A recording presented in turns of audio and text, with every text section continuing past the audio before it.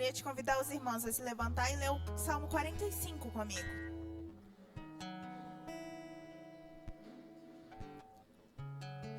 Lá diz o seguinte: com o coração vibrando de boas palavras, recito os meus versos em honra ao Rei. Seja a minha língua como pena de um hábil escritor. E os homens, o mais notável, derramou-se graça em teus lábios, visto que Deus te abençoou para sempre. Prende a espada à cintura, ó poderoso. Cobre-te de esplendor e majestade. Na tua majestade, cavalga vitoriosamente pela verdade, pela misericórdia e pela justiça. Que a tua mão direita realize teus feitos gloriosos. Tuas flechas afiadas atingem o coração dos inimigos do rei. Debaixo dos teus pés caem as nações. O teu trono, ó Deus, subsiste para todo sempre. O cetro da justiça é o cetro do teu reino. Amas a justiça e odeia a iniquidade. Por isso Deus, o teu Deus, escolheu-te dentre os teus companheiros, ungindo-te com o óleo da alegria. Todas as suas vestes exalam aroma de mirra, aloés e cássia. Nos palácios adornados de marfim ressoam os instrumentos de corda que te alegram. Filhas de reis estão entre as mulheres da tua corte. À tua direita está a noiva real, enfeitada com ouro puro de Ofir. Jesus, exaltamos e engrandecemos o teu nome, Pai. Tu és maravilhoso, Pai. Senhor, estamos aqui para prestar um culto a Ti, Pai. Deus, faz-nos, Pai, capacitados, Pai, a Te adorar, Pai, no Teu templo. Deus, transforma os nossos corações, Pai. Guia, Pai, ilumina os nossos caminhos com a Tua palavra, Pai. Que possamos, Pai, Te conhecer dia após dia, Pai, para que possamos oferecer a Ti um culto agradável, Pai, conforme a Tua palavra diz, Senhor. Em nome de Jesus, Pai, estamos aqui, Pai, em Seu nome. Estamos aqui para Te adorar, Pai. Sê conosco. Amém.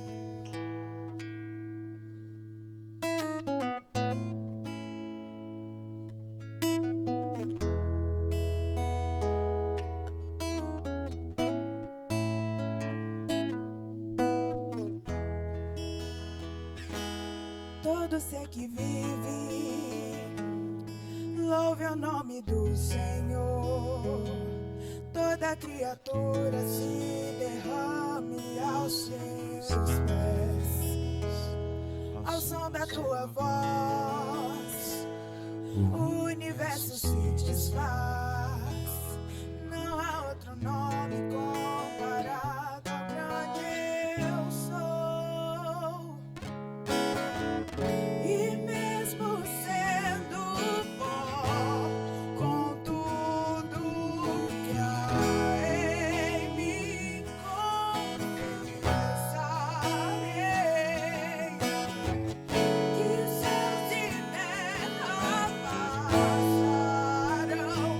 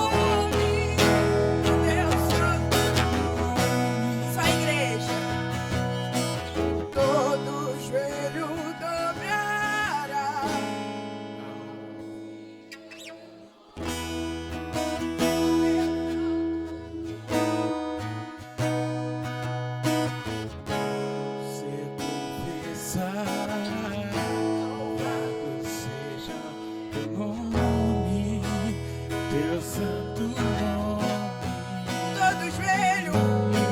Todo joelho dobrará ao ouvir teu nome, teu santo nome.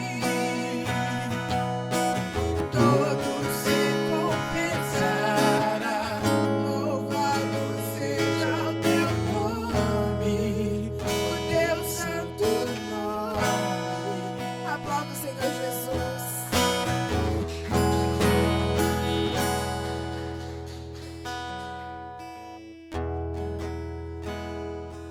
Todo ser confessará, todo joelho se dobrará diante da majestade do nosso Rei. Ele é Rei eterno, imortal, invencível, Rei dos reis e Senhor dos senhores. Por isso os reinos se abalam diante de ti, Senhor. Os reinos se abalam, os povos se curvam, as bocas se abrem, as mãos se levantam para dizer que tu és o Rei. Pra dizer que tu és o Rei. Para dizer que tu és o Senhor.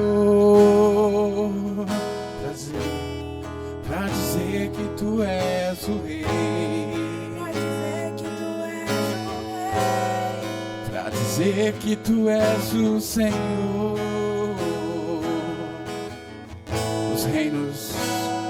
Os reinos se abalam, os povos se curvam, as bocas se abrem e as mãos se levantam para dizer que tu és o Rei. Para dizer que tu és o Senhor. Para dizer que tu és o Rei. Para dizer que tu és o Senhor. Teu reino é sempre eterno, firmado em misericórdia, justiça e igualdade, bondade e fidelidade. A tua igreja te adora. A tua igreja te adora. Teu reino é sempre eterno, firmado em misericórdia, justiça e igualdade, bondade e fidelidade. A tua igreja te adora. Oh, Senhor, a tua igreja te adora. Os reinos se abalam, os povos se curvam, as bocas se abrem, as mãos se levantam para dizer que tu és o Rei. Para dizer que tu és o Senhor. Para dizer que tu és o Rei. Para dizer que tu és o Senhor. Teu reino é sempre eterno, firmado em misericórdia, justiça e igualdade, bondade e fidelidade. A tua igreja te adora, Senhor. A tua igreja te adora. Teu reino é sempre eterno, firmado em misericórdia, justiça e igualdade, bondade e fidelidade. A tua igreja te adora, Senhor. A tua igreja te adora. A tua igreja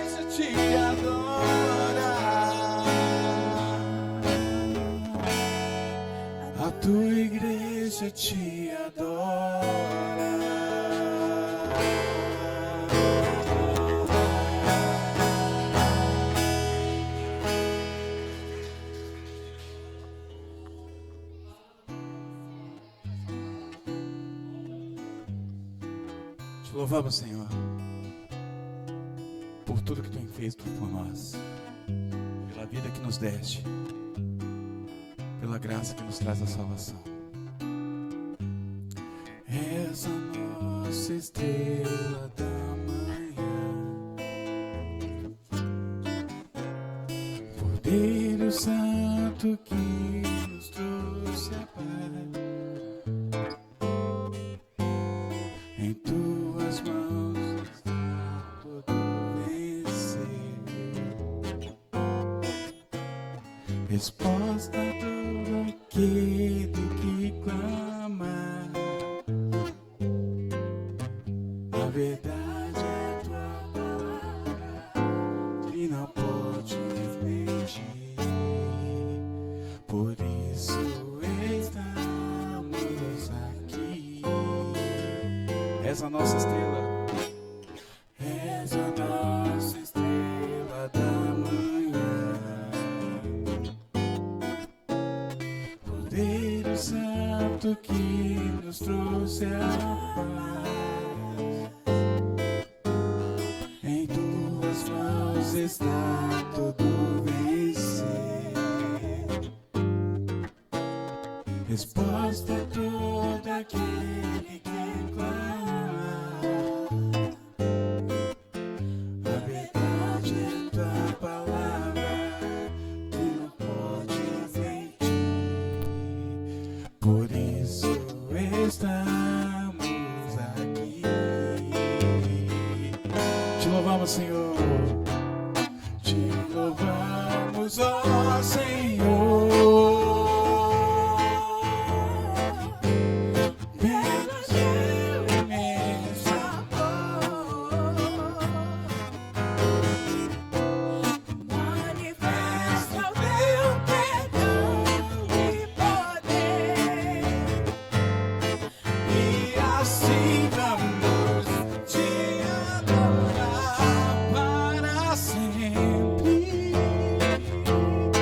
Sempre, ó meu Deus, pra sempre, ó meu Deus, te louvamos, cantinho, te louvamos, ó Senhor, pelo Teu imenso amor, manifesta o Teu perdão.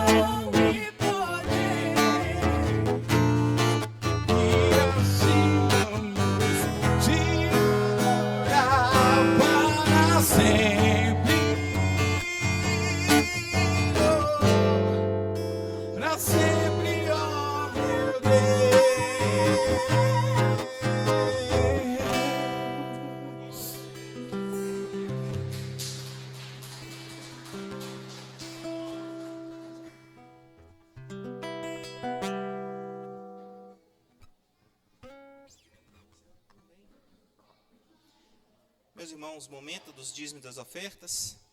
Vamos agradecer ao Senhor e pedir a Ele que nos dê um coração desapegado. Pai Santo, obrigado, Deus, por tudo que o Senhor tem feito. Obrigado por tudo que o Senhor vai fazer, porque sabemos que todas as coisas cooperam para o bem daqueles que amam a Deus. Santo Deus, obrigado pela manutenção deste local. Obrigado pelo sustento de todos nós. Obrigado porque o Senhor tem cuidado de nós. O Senhor tem mostrado sempre que o Senhor é um Deus bondoso e de fato um Pai. Em nome do Senhor Jesus Cristo, nós oramos agradecidos por tudo, Pai. Amém.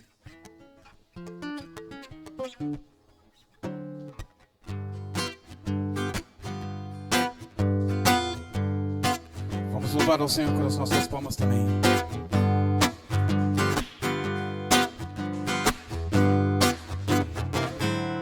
Já refúgio a glória eterna de Jesus, o Rei dos Reis.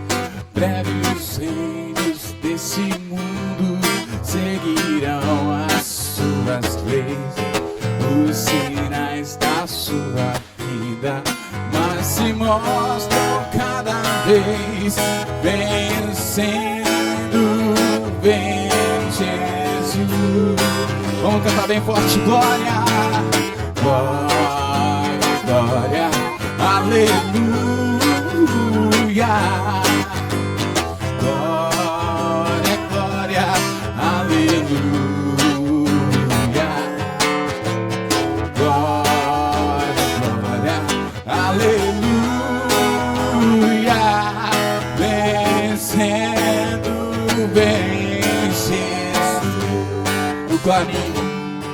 o clarim que chama os crentes, a batalha já soou. Cristo à frente do seu povo, multidões já conquistou. O inimigo em retirada, seu furor patenteou. Vencendo vem Jesus, oh glória, glória.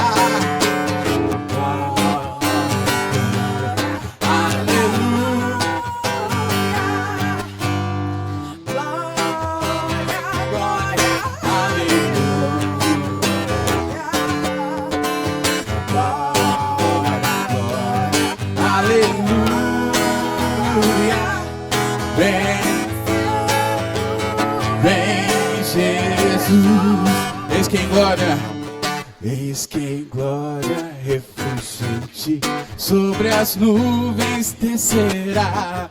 As nações, os reis da terra, com poder governará. Sim, em paz, em santidade, toda a terra regerá. Vencendo, vem Jesus. Glória, glória, glória,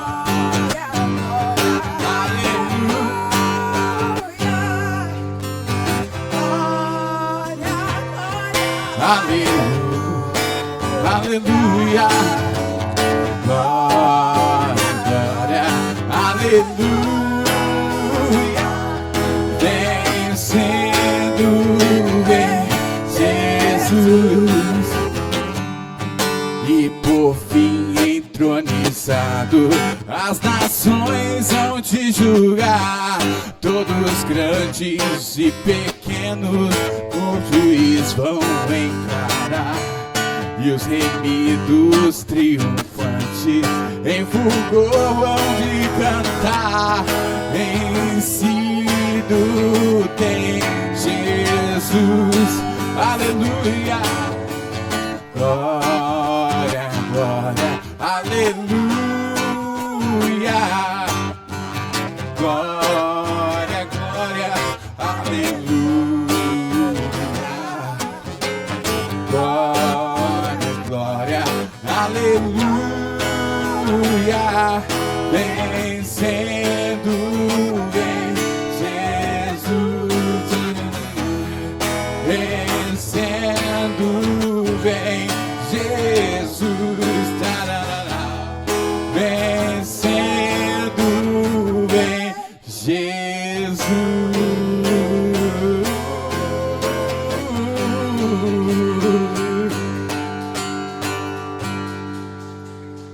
Glória a Deus.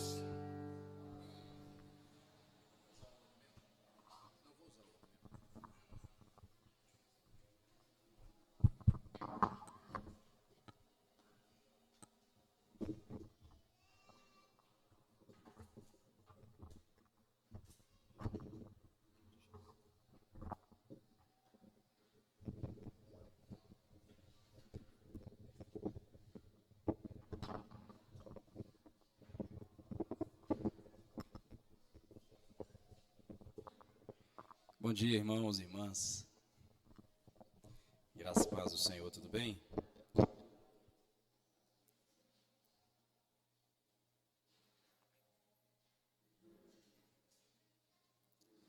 Quero convidar você a abrir comigo em Lucas, Evangelho segundo escreveu Lucas, capítulo 21, verso 20 a 24.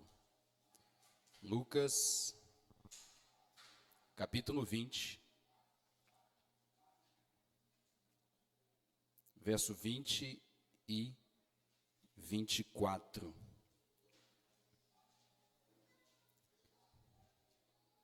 A nossa exposição de hoje vai se concentrar do verso 7 até o verso 24.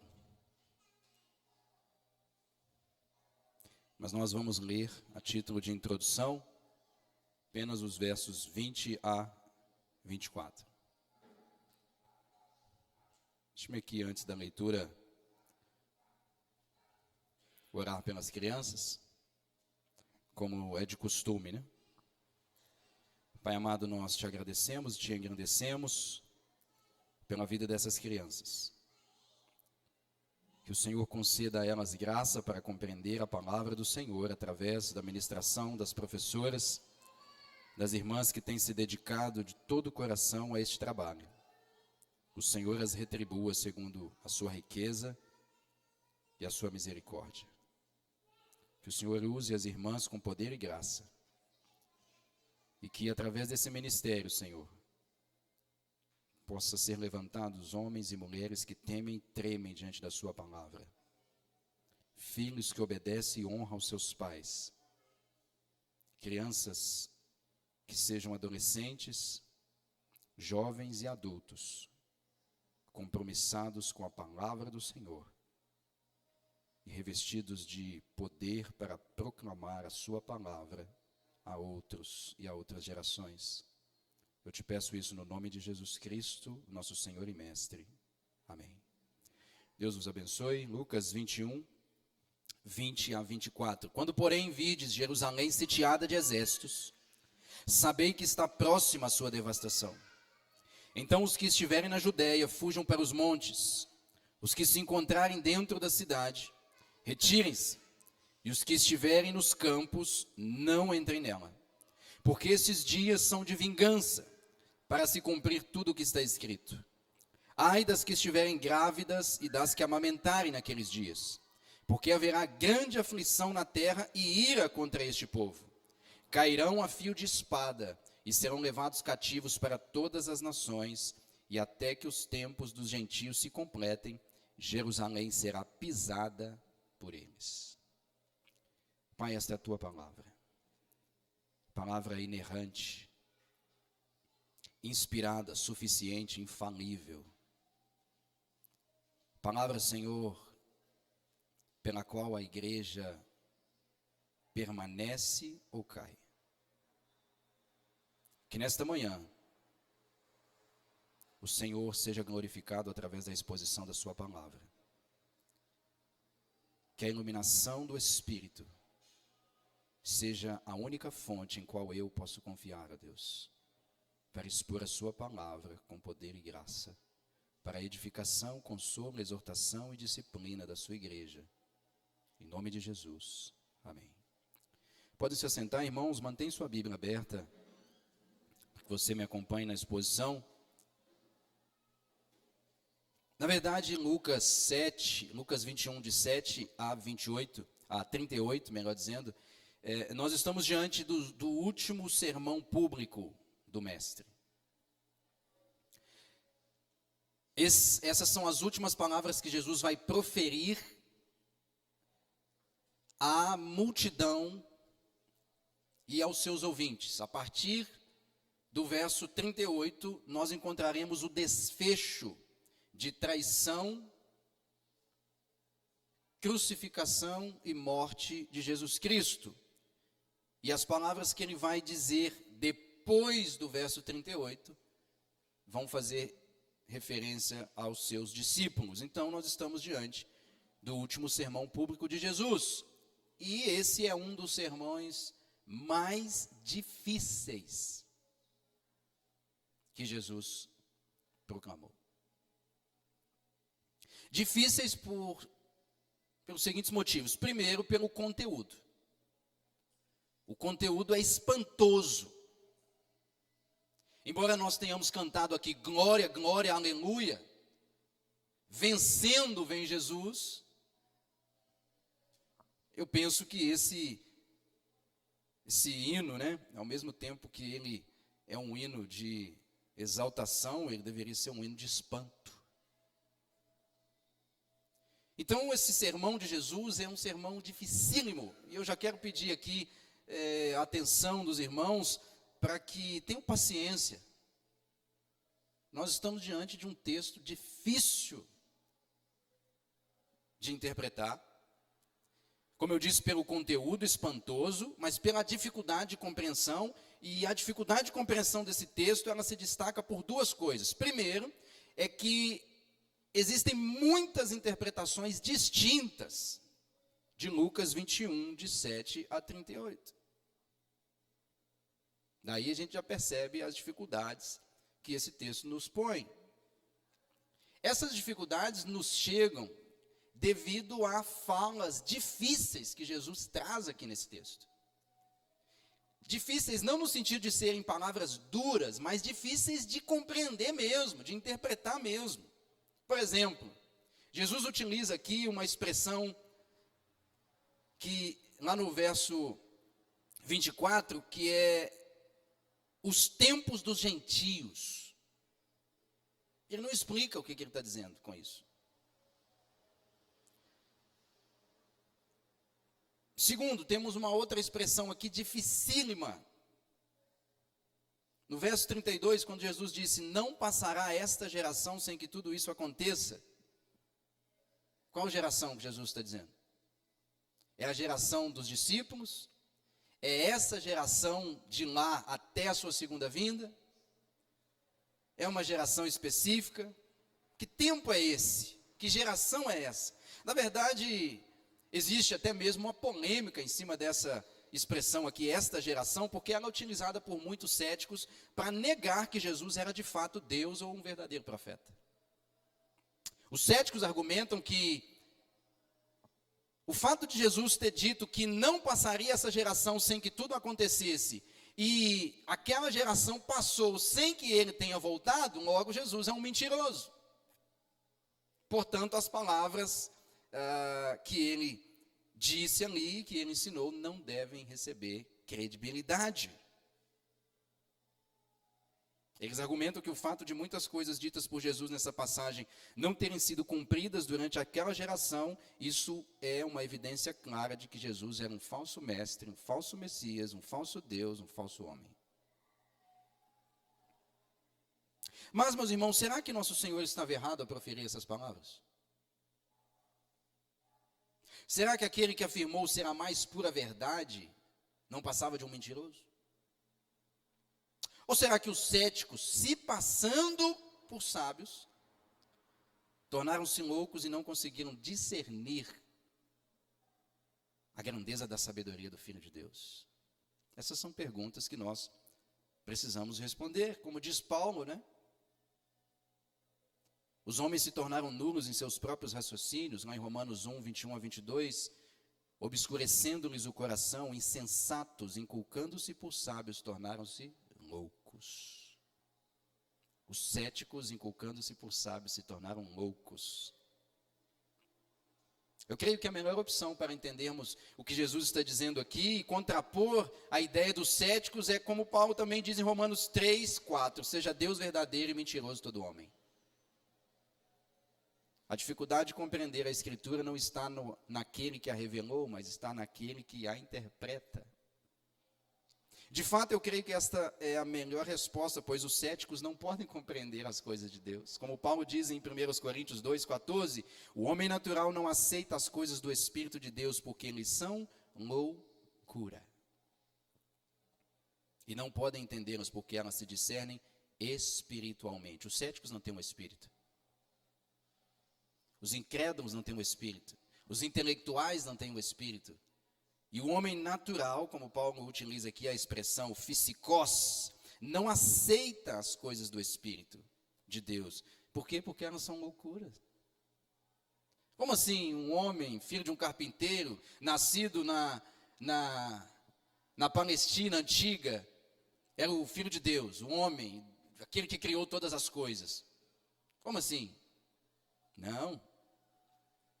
Então, irmãos, estamos diante de um texto difícil de entender, um texto bastante criticado pelos céticos, como eu falei aqui, mas que não deixa de ser palavra inspirada de Deus, infalível, inerrante e suficiente para que todo homem de Deus seja plenamente preparado para toda boa obra. Então, meu objetivo nessa manhã é expor essa passagem e eu quero levar você a compreender as verdades aqui contidas como de fato elas são, palavra de Deus. Para entender essa passagem, eu quero dividir ela em duas partes, e é isso que nós precisamos fazer para entender ela com clareza, tá? A primeira parte, ela vai do verso 7 até o versículo 24, e o foco aqui que Lucas dá quando ele narra esse texto é sobre a destruição futura de Jerusalém que iria acontecer no ano 70 depois de Cristo. Se nós voltarmos em Lucas 19, a partir do verso 41, Jesus já havia dito que Jerusalém seria destruída.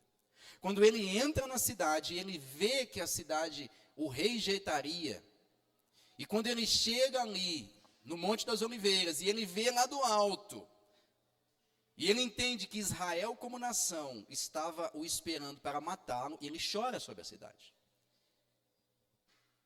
E ele então diz que aquela cidade será destruída. A segunda parte de Lucas 21, ela se estende do verso 25 até o 38, cuja ênfase está na consumação dos séculos. Então, para entender essa passagem, nós precisamos compreender que Lucas está falando de dois momentos distintos. Ele está falando sobre o que irá acontecer nas próximas décadas, e depois ele passa a focar o que vai acontecer na consumação dos séculos. E hoje, nessa exposição, eu quero focar na primeira parte. Domingo que vem a gente foca na segunda parte. O outro aspecto para entender essa passagem é que nós precisamos ler ela em paralelo com as outras narrativas dos outros evangelistas, principalmente Mateus e Marcos. Lucas, Mateus e Marcos narram esta passagem, cada um com uma ênfase específica. E eu quero ir lá com você em Mateus 24, verso 3, aonde nós vamos entender o que ocorre lá, e depois nós vamos entender como que Lucas trouxe essa narrativa e ordenou ela com o propósito de ratificar que o que Jesus havia dito, de fato, tinha fundamento e tinha acontecido. Mateus 24 é uma passagem paralela a Lucas 21, assim como Marcos 13. E o que acontece ali em Mateus 24, 3? Diz assim: no Monte das Oliveiras, achava-se Jesus assentado, quando se aproximaram dele os discípulos, em particular, e lhe pediram, dize-nos, quando sucederão estas coisas? Estas coisas diz respeito ao que Jesus havia acabado de dizer antes, que nós vimos na semana passada, que os discípulos, olhando para o templo, disseram: Senhor, olha que pedras maravilhosas, olha que construção maravilhosa. E Jesus disse: na verdade vos digo que não ficará pedra sobre pedra desse lugar. Então, diante dessa fala de Jesus, os discípulos vêm até ele, e a narrativa de Mateus nos mostra que eles trabalham 3 pontos aí na pergunta de Jesus. Eles disseram: Senhor, primeiro, quando sucederá essas coisas? Que coisas? A destruição de Jerusalém, a destruição do templo. Segundo, e que sinal haverá da tua vinda? A segunda parte da pergunta envolve a volta de Cristo. E a terceira parte da pergunta, e da consumação do século, o fim dos tempos. Então veja que na pergunta que os discípulos fazem a Jesus em Mateus, essa pergunta envolve 3 aspectos. Primeiro, a destruição de Jerusalém. Segundo, a volta de Cristo. Terceiro, a consumação dos séculos. Quando Lucas vai narrar essa mesma passagem, o que ele faz? Ele sintetiza, ele resume esses 3 aspectos da pergunta em um só. Ok? Então, Lucas desenvolve esse tema falando primeiro especificamente sobre a destruição do templo e em seguida amplia para o final dos tempos. Na narrativa de Mateus e de Marcos, nós vamos perceber que essas três áreas, a destruição de Jerusalém, a vinda de Cristo e a consumação dos séculos, estão envolvidas em uma única resposta.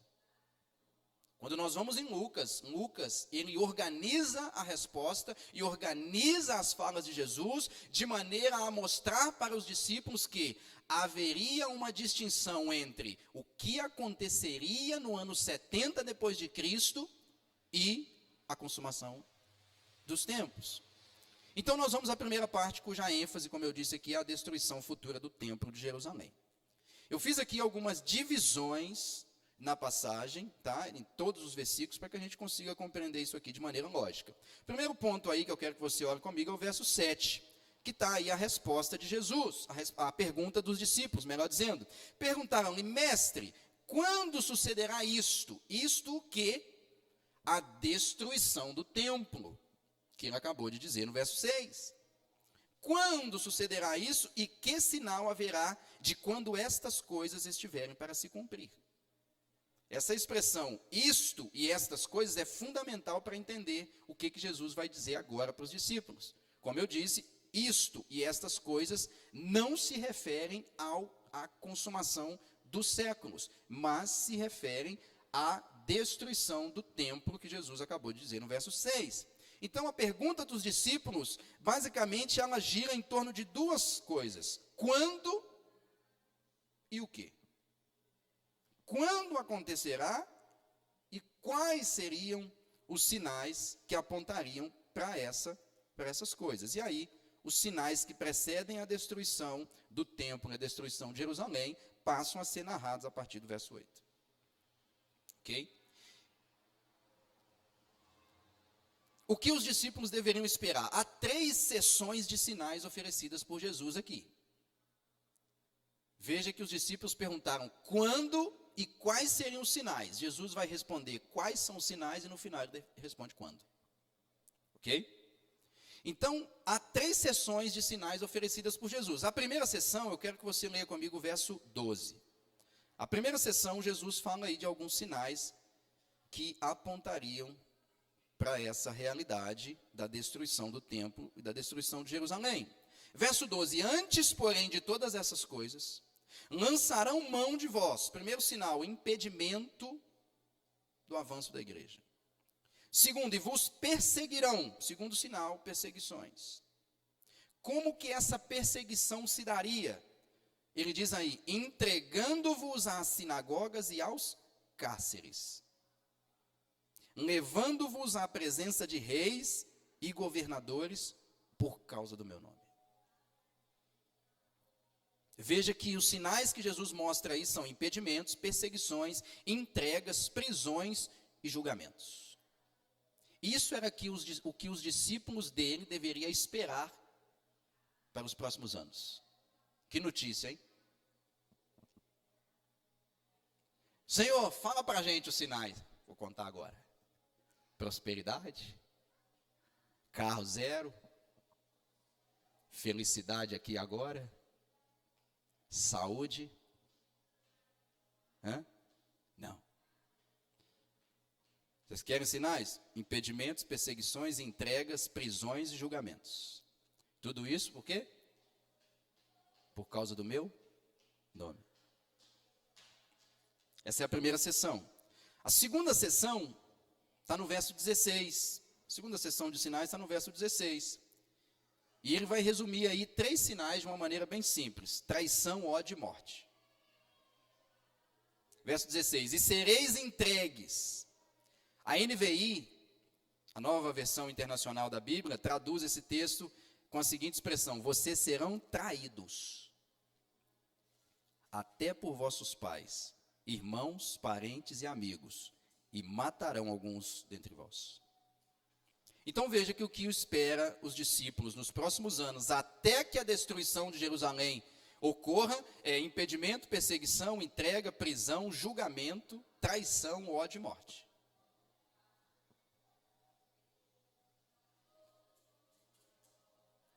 E é interessante que tanto a primeira sessão quanto a segunda sessão de sinais mostram que a razão pela qual os discípulos iriam enfrentar aquilo tudo era por causa do nome de Jesus.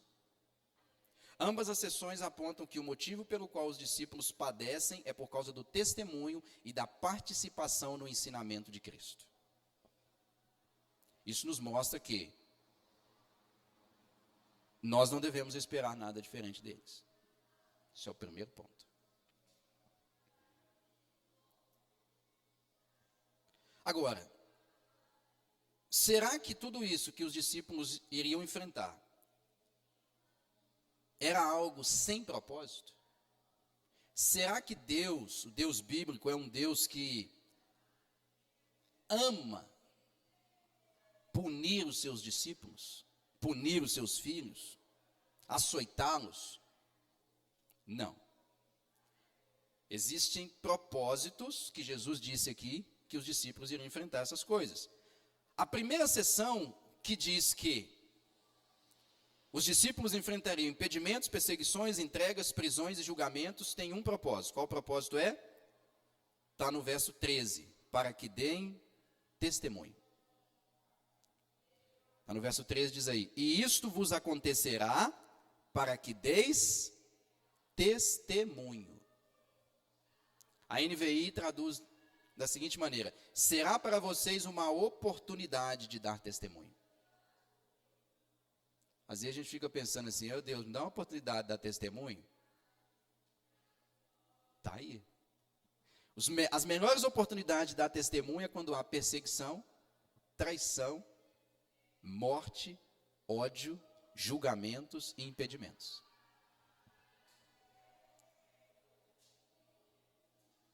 Mas esse testemunho que Deus abre a oportunidade para os discípulos darem diante de todas essas coisas, eles não são testemunhos que são dados pela própria capacitação dos discípulos.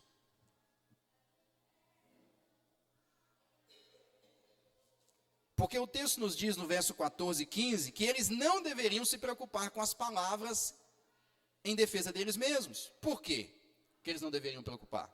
Porque Deus mesmo daria a eles palavras e sabedoria para testemunhar. Está aí no verso 14 e 15. Assentai, pois, em vosso coração. Essa expressão assentai aí, primeiro que ela é um mandamento. Segundo que ela significa o seguinte: coloquem de uma vez por todas no coração de vocês. Assentai, pois, em vosso coração de não vos preocupardes com o que haveis de responder, porque eu vos darei boca e sabedoria, a que não poderão resistir nem contradizer todos quantos se vos opuserem. Irmãos, o que nós aprendemos aqui é que em momentos de tormenta, nossos corações são mais suscetíveis à ousadia de confiar em Deus. Nos momentos de tormenta, nossos corações são mais suscetíveis à ousadia de confiar em Deus. Assim, quando um discípulo de Jesus se vê diante da oposição, sua melhor atitude é testemunhar sobre o Mestre diante da face de seus algozes.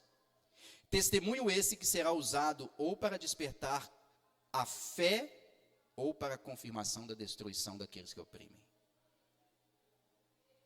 No momento da adversidade, no momento da perseguição, no momento do ódio, no momento da traição, no momento da espada, eis o momento mais oportuno de testemunhar de Deus. Porque esse é um testemunho que vai servir ou para despertar fé nos algozes, ou para servir de confirmação da destruição nos dias vindouros. Então veja que todos esses sinais que Jesus está dizendo, perseguição, prisão, encarceramento, impedimento, entrega, julgamento, traição, ódio e morte, o Senhor irá permitir, com o propósito de fazer com que o seu povo dê testemunho dele mesmo diante dessas coisas. A segunda sessão, o propósito é perseverança.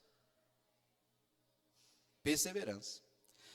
Veja que a segunda sessão fala de traição, ódio e morte. Só que eu quero chamar a sua atenção aí para a traição que acontece aqui no verso 16. e sereis entregue até por vossos pais, irmãos, parentes e amigos. Esse é o pior tipo de traição que existe. É quando os da sua própria casa viram as costas para você. É quando os da sua própria casa rejeitam o Deus que você serve. E não apenas rejeitam, mas eles passam a te odiar por causa do Deus que você serve. Isso é a pior traição que existe. A traição que provém do seu próprio sangue.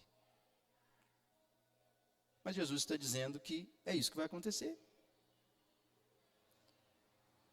Como diz a Escritura, às vezes os inimigos do homem são os da sua própria casa.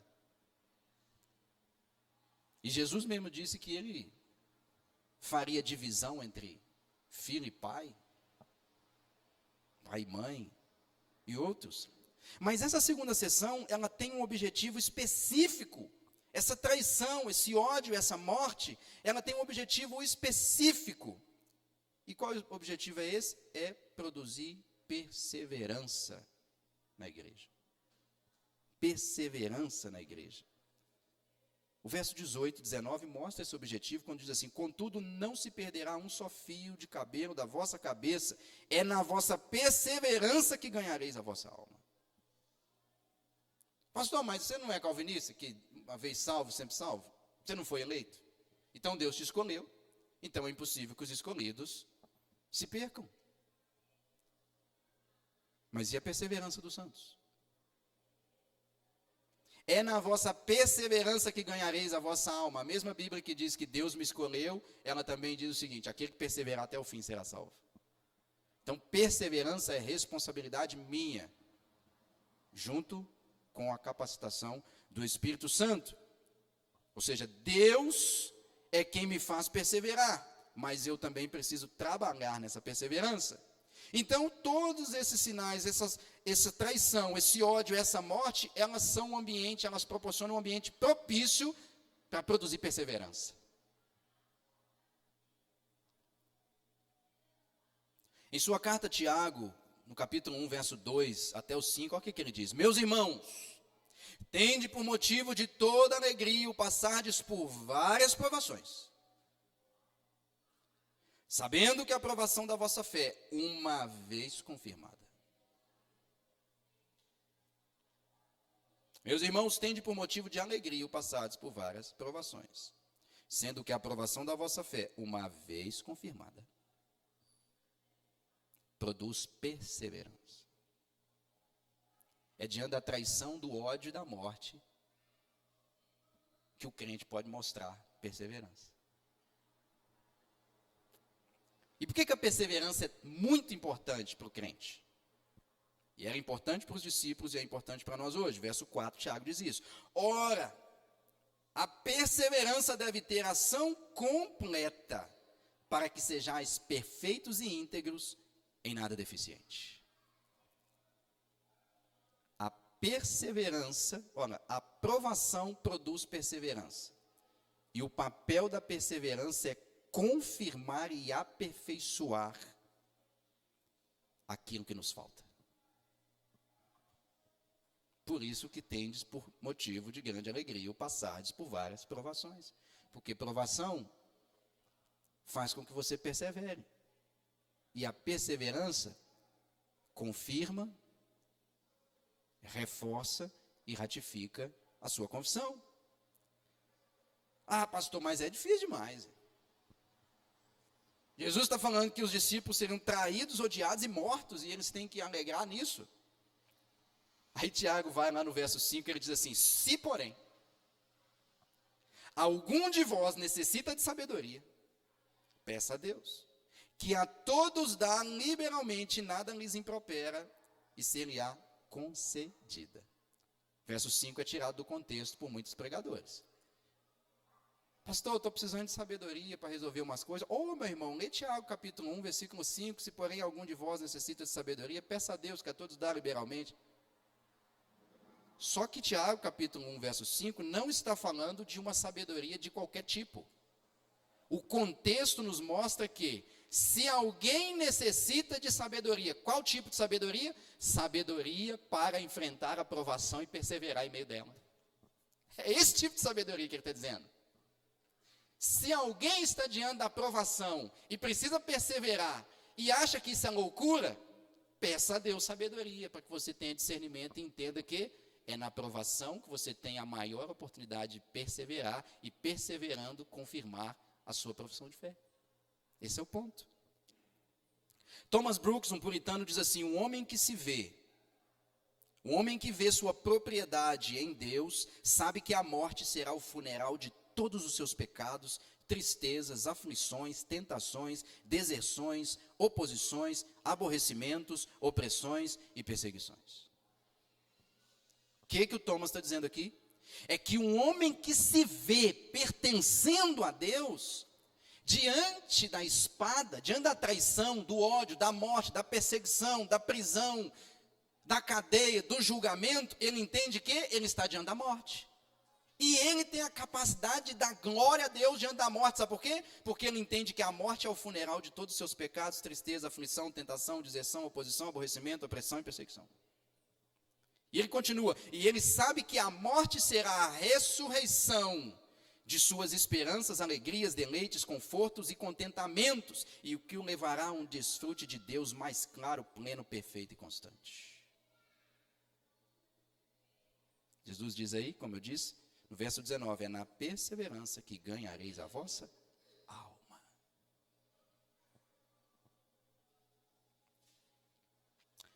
Aí nós chegamos à terceira sessão de sinais que Jesus diz aos seus discípulos. Verso 8, se você observar, eu alterei a ordem aí. Começamos pelo 12, chegamos agora no 8. A ideia aqui foi puramente didática. Por que eu fiz isso? Porque se você ler comigo, lá no verso 12, é dito assim: antes, porém, de todas essas coisas, que significa que, antes do que acontece no verso 8, os discípulos iriam padecer o que acontece no verso 12 em diante. Ok? E aí nós chegamos então nessa terceira sessão, e essa terceira sessão no verso 8, Jesus mostra outros sinais aí. Verso 8, porque muitos virão em meu nome. O intervalo entre a profecia de Jesus sobre a destruição de Jerusalém e o cumprimento da profecia no ano 70 seria marcado por falsos messias, tá aí, porque muitos virão em meu nome dizendo sou eu. Chegou a hora, verso 8 ainda, e também chegou a hora, falsos profetas. Verso 9, quando ouvides falar de guerras e revoluções, levantar-se-á nação contra nação, reino contra reino, haverá grandes terremotos, epidemias, fome em vários lugares e coisas espantosas, também grandes sinais dos céus. Esse intervalo seria marcado pela presença de falsos messias, falsos mestres, guerras e revoluções, catástrofes naturais, doenças e crises alimentares e crises sociais.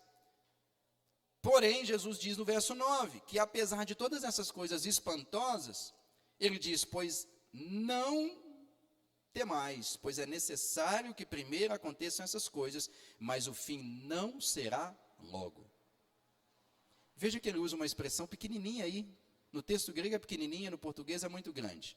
Essa expressão, pois é necessário, no texto grego é a palavra dei, é necessário, é uma condição sine qua non para que algo aconteça, ou seja, é fundamental que isso aconteça, porque senão outras coisas não acontecerão. Quando a gente fala uma condição sine qua non, significa que é uma condição que precisa existir para que aconteça algo. Por exemplo, é necessário que exista oxigênio para que tenha fogo. Logo, o oxigênio é sine qua non para o fogo. Pois é necessário que primeiro aconteçam essas coisas, mas o fim não será logo. E aqui nós encontramos 3 mandamentos importantes a serem considerados pelos discípulos. No verso 8 e 9, veja que Jesus, ele fala aqui de coisas terríveis. Falsos messias, falsos profetas, guerras e revoluções, nação contra nação, catástrofe natural, doença e crise alimentar. Porém, ele vai dar algumas ordens aqui aos seus discípulos que são fundamentais e que mostram qual deve ser a conduta deles diante dessas coisas. Os 3 mandamentos que Jesus passa para os seus discípulos, verso 8 e 9. O primeiro é, cuidado para não serem enganados pelos falsos messias. Veja que a grande ênfase de Jesus não está no fato de existir falsos messias, falsos salvadores. falsos caminhos a Deus. A ênfase está no cuidado que os discípulos devem ter para não serem enganados por eles. Sempre houve falsos messias, sempre houve falsos salvadores. Segundo mandamento, segunda ordem que Jesus diz aí, não sigais os falsos profetas. Assim como sempre existiu falsos caminhos a Deus, sempre existiram falsos mestres que ensinavam falsos caminhos a Deus. Portanto, não os sigam, não os sigais. E o terceiro mandamento, não se deixe amedrontar com as guerras, com as revoluções, com os terremotos, com as epidemias, com a fome e com as demais coisas. É como se Jesus chegasse e falasse, vocês querem saber os sinais, eu vou dizer para vocês, ao invés dos sinais, como vocês devem estar atentos. Cuidado para não darem ouvidos a falsos messias. Cuidado para não seguir falsos mestres. Cuidado para não se deixarem amedrontar por todas essas coisas. Afinal de contas, irmãos, guerras, revoluções, terremotos, epidemias, fome e outras coisas assustadoras sempre existiram. Sempre existiram. A questão é, diante dessas coisas, como os discípulos devem se portar? Esse é o ponto. E aí é importante observar que essas três ordens, aqui elas mostram que Jesus instruiu seus discípulos, dando muito mais ênfase no como eles deveriam se comportar diante dos fatos e menos ênfase no que irá acontecer. E aí uma coisa importante que a gente precisa entender, como eu disse, os céticos dizem que Jesus era um mentiroso, porque nenhuma dessas coisas que ele disse aconteceu. Insensatos, nécios, loucos, homens naturais que não compreendem as coisas de Deus, por quê? Porque elas se discernem espiritualmente. Basta entender um pouquinho da história. Todos esses sinais fizeram parte dos anos que seguiram após a predição de Jesus sobre Jerusalém.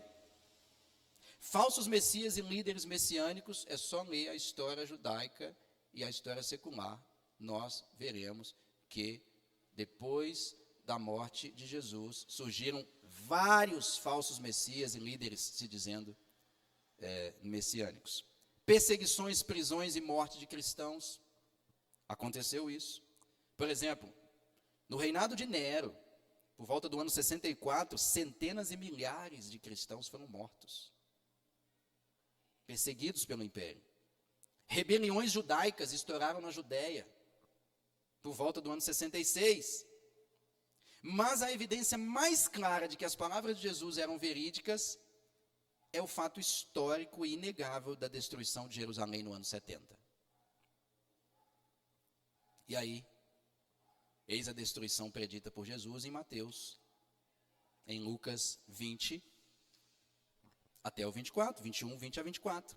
Agora sim, Jesus passando do que, ele vai para o quando. E aí o verso 20 ele diz, quando porém virdes Jerusalém sitiada de exércitos, cercada de exércitos, sabeis que está próxima a sua devastação.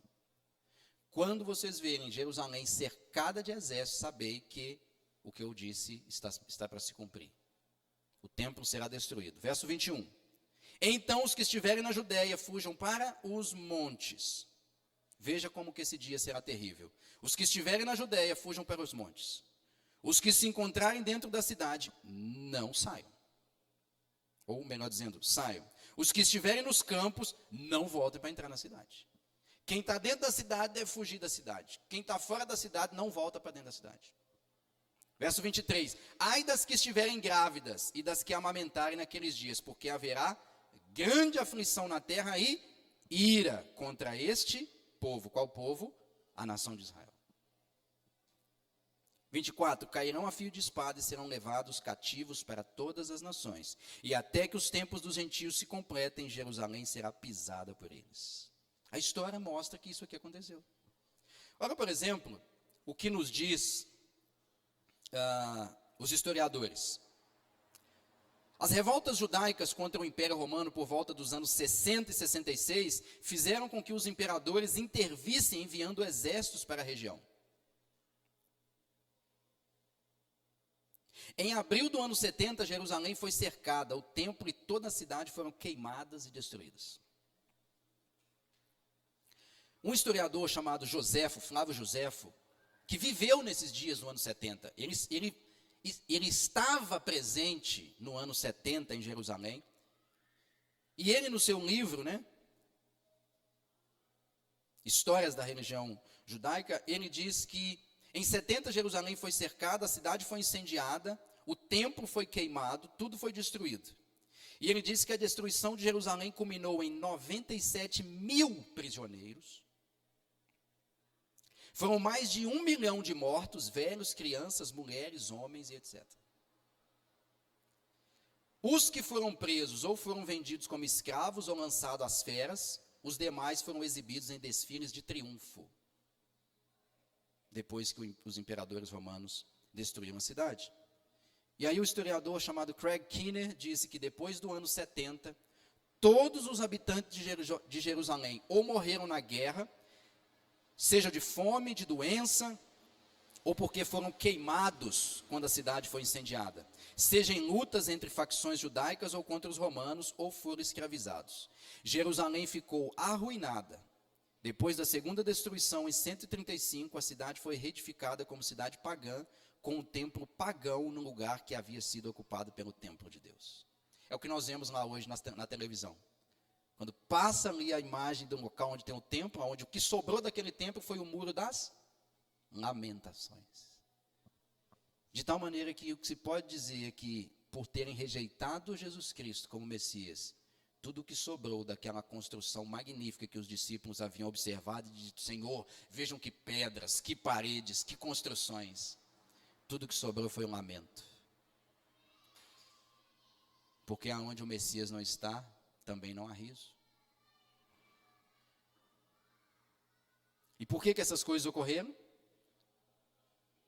Por que os romanos cercaram Jerusalém, destruíram a cidade e morreram mais de 1 milhão de pessoas? Verso 22 nos explica isso. Porque esses dias são de vingança, para se cumprir tudo o que está escrito. Isso aconteceu porque Israel, como nação, negou Jesus como Messias, viraram as costas para o seu rei e pagaram um preço elevado pelo tamanho pecado. A pergunta que nos vem é: e quanto a nós?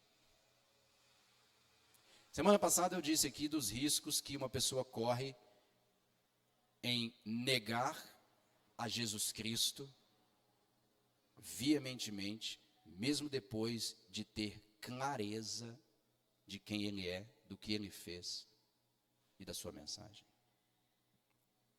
Como o autor de Hebreus disse, irmãos,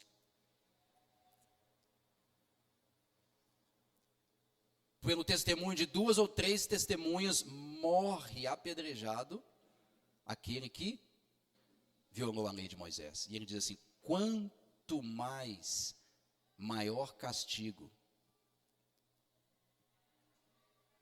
cairá sobre aquele que pisou o Filho de Deus. Ele termina dizendo que para esses não restam mais expiação pelo pecado, mas apenas uma expectação horrível de juízo eterno. Afinal de contas, rejeitei a Cristo, já não me resta mais caminhos para a salvação. Jesus caminhou pelas ruas de Jerusalém, ele fez sinais, prodígios, milagres, tudo que ele fez apontava para quem ele era, o Messias prometido.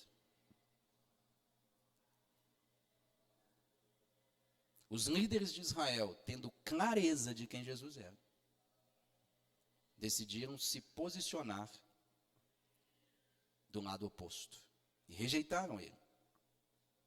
E tendo rejeitado, em 70 depois de Cristo, Israel pagou caramente pela sua escolha. E a pergunta é: quanto a nós? O que temos feito com as palavras proferidas por Jesus? A Escritura para nós é algo apenas histórico do ponto de vista do conto, da fábula. Eu faço essa pergunta porque, embora nós venhamos a responder ela com um enfático não, pastor, não, a Bíblia é a palavra de Deus. Mas não é somente, irmãos, a confissão importante. A maneira como se vive na prática a confissão também é importante. Hoje se fala muito em sã doutrina, mas sã doutrina sem vida é má doutrina. Profissão sem vida se torna vã.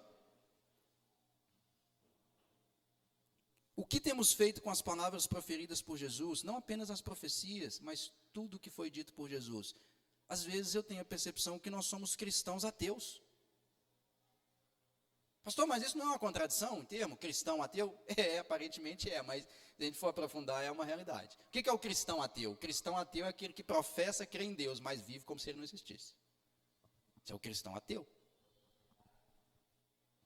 Naquela época, poderíamos dizer que existia o judeu ateu.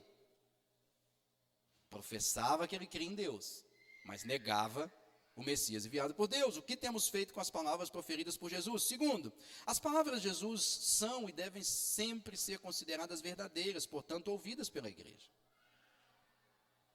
Nós não podemos negligenciar, irmãos, os ensinamentos de Cristo. Não existe salvação por profissão de fé. O fato de eu dizer que creio, de eu dizer que entendo, não significa nada.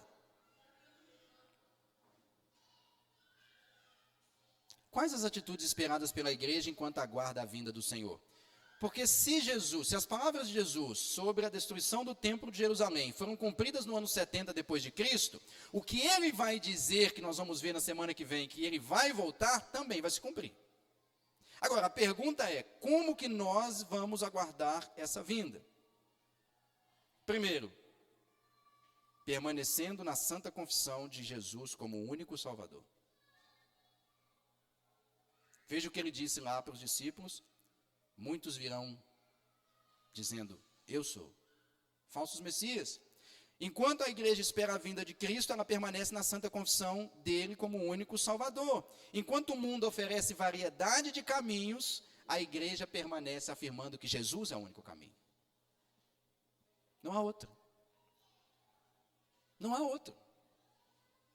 Ele mesmo disse, eu sou o caminho, a verdade e a vida. Eu sou o caminho, eu não sou um caminho. Eu sou a verdade, eu não sou uma verdade qualquer. Não, eu sou o caminho, a verdade, a vida. Ninguém vem ao Pai a não ser por mim. A igreja deve permanecer proclamando a exclusividade de Cristo como o único caminho para a eternidade. Segundo, a igreja deve permanecer na sã doutrina enquanto o mundo segue os falsos profetas. As ovelhas de Jesus ouvem a voz de Jesus.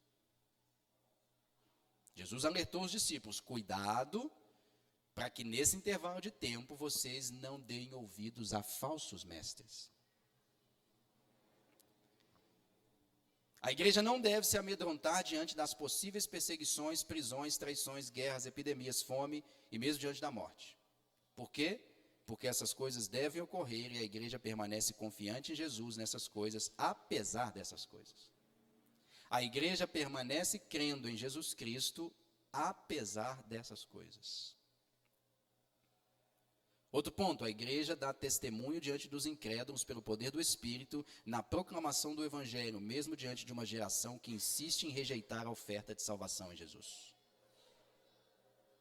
Enquanto todos estão insistindo em rejeitar a oferta de salvação de Jesus Cristo, a igreja permanece testemunhando das boas novas do Evangelho, pelo poder do Espírito Santo, proclamando a palavra inspirada, infalível, inerrante, suficiente de Deus. E ela faz isso por ela mesma? Não. Por meio da capacitação para o testemunho que vem de Deus, que nos encoraja a proclamar fielmente o Evangelho, mesmo diante das situações mais turbulentas.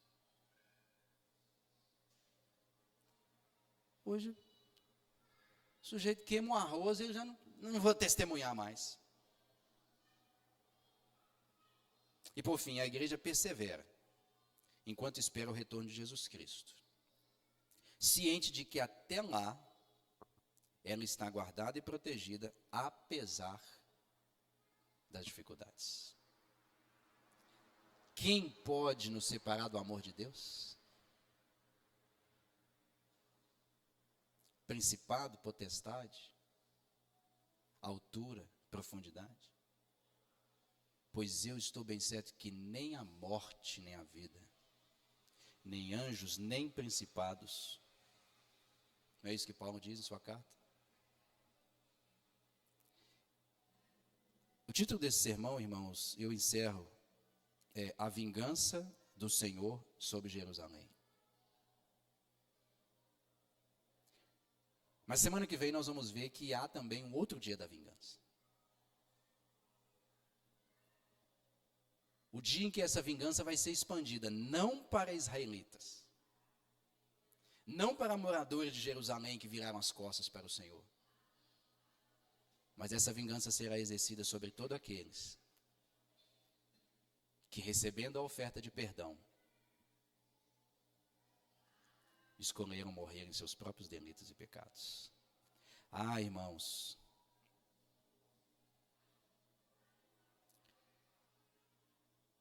quisera eu que todos que estão à minha volta não experimentassem esse dia. Porque quando você experimenta a graça e a bondade de Deus, você começa a entender que a ira é insuportável. Quisera eu, irmãos, que o Espírito Santo ministrasse de uma maneira tão poderosa nos nossos corações, que nós abraçássemos a fé com uma convicção tão grande, mas tão grande, que de fato nada que nos aconteça fizesse a gente desanimar de continuar na caminhada cristã.